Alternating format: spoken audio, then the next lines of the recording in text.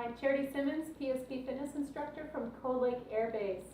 Today I'm going to be making a little family appetizer night. So with the Christmas season coming up, I'm staying with green and red colors.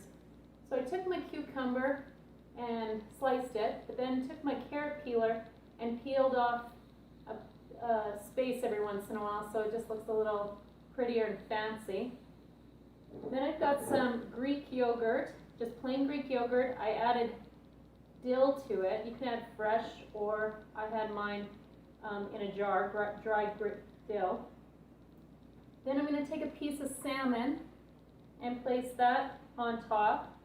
I've got smoked salmon, but whatever kind of salmon you like, frozen or just regular. Then I'm going to take either, some of them I did with sun-dried tomato, and then others I just put a little cherry tomato, cut it in half and put that on top. So it turned out pretty sweet. A nice little Christmas family appetizer night. Have a good one, guys. Take care.